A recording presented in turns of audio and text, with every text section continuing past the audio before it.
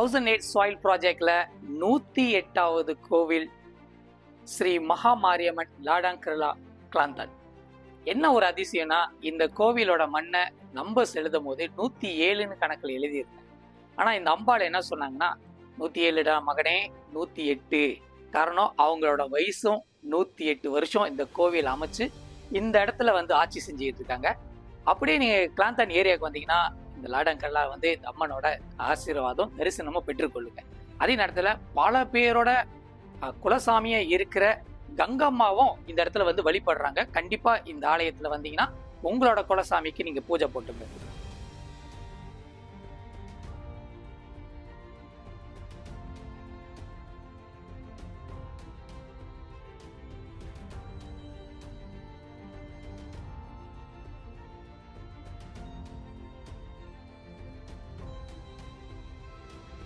இந்த பயணத்தை மேற்கொண்டு என் கூட தொடர்ச்சியாக வந்தவங்களுக்கும், வீடியோஸை ஃபாலோ பண்றவங்களுக்கும், லைக்ஸ் பண்றவங்களுக்கும் நன்றியை தெரிவிச்சுக்கிறேன். உங்களுக்கும் இந்த புண்ணியம் கிட்டட்டும்.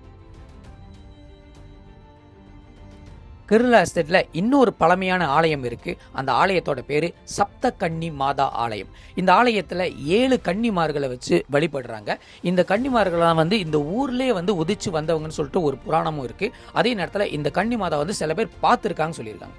இந்த கோவிலுக்கு முன்னாடி பார்த்தோமா ஒரு பெரிய குளம் இருக்கு. இந்த கன்னி மாதாலாம் இந்த குளத்துல குளிச்சுட்டு தான் திருப்பியும் அந்த ஆலயத்துக்கு போவாங்கன்னு சொல்லப்பட்டிருக்கு. இந்த மாதிரி பல சாங்கியமும் பல சம்பிரதாயமும் இந்த கோவில்ல இருக்கு. இந்த துர்கை அம்மன் இன்னொரு தோட்டத்தில் உள்ள அம்மனை இங்க வழிபட்டு கொண்டு வந்திருக்காங்க.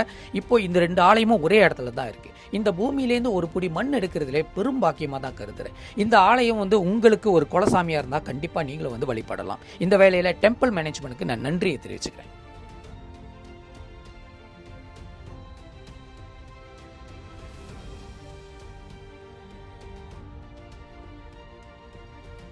இந்த கேரளா தோட்டத்துக்கு நடுவுலே பார்த்தீங்கன்னா ஸ்ரீ சட்டி வள்ளி சாய் பிள்ளையார் ஒரு ஆலயம் இருக்கு. இது பொது ஆலயம். இந்த ஆலயத்து பக்கத்திலே பார்த்தோமா தண்டு மாரியம்மனோட வழிபாடே நடந்திருக்கு. ஸோ இந்த இடத்துல பெரிய லெவலில் ஒரு விசேஷ நாட்களாக கொண்டாடுவாங்க. வருஷத்துக்கு ஒரு வாட்டி இந்த இடத்துல கூரையெல்லாம் போட்டு வழிபட்ட பிறகு இந்த கூரையெல்லாம் பிரிச்சுட்டு எல்லாத்தையும் கழிச்சிட்டு அந்த கோவிலை சாதாரண கோயிலாக தான் வச்சிருப்பாங்களாம். இந்த ஒரு நாட்கள் நீங்க பார்க்கணும்னு நினைக்கிறீங்கன்னா கண்டிப்பா இந்த தோட்டத்துக்காரங்கிட்ட ஒரு தடவை கேளுங்க. அந்த பூஜையில நீங்களும் கலந்துக்கலாம். இந்த ஆலயத்தோட ஒரு பொடி மண்ணை கொடுத்த டெம்பிள் மேனேஜ்மெண்ட்டுக்கு நான் நன்றி தெரிவிச்சு 111வது ஆலயம் அருள்மிகு ஸ்ரீ பழனி ஆண்டவர் ஆலயம். இந்த ஆலயம் கொங்சி லீமான் சொல்ற ஒரு இடத்துல இருக்கு. 35வது மலை கூட சில பேர் சொல்றாங்க. இந்த இடத்துல முருகரோட காட்சியை பார்க்கும்போது தனியா ஒரு காட்டுக்குள்ள ஒரு அரசன் வாழ்ற மாதிரி தான் இருந்துச்சு. பார்க்கவே ரொம்ப மகிழ்ச்சியா இருந்துச்சு.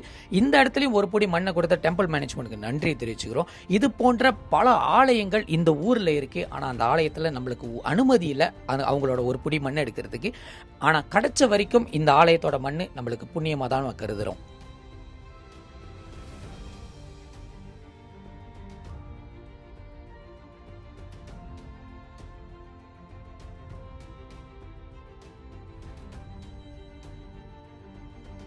இந்த வேளையில லாடாங்கிரலால இருக்கிற முக்கியமான ஆலயத்தை கூட்டிட்டு போயிட்டு அந்த இடத்துல மண் எடுக்கிறதுக்காக உதவி செஞ்ச இந்த நம்பரை நான் நன்றியை தெரிவிச்சுக்கிறேன்.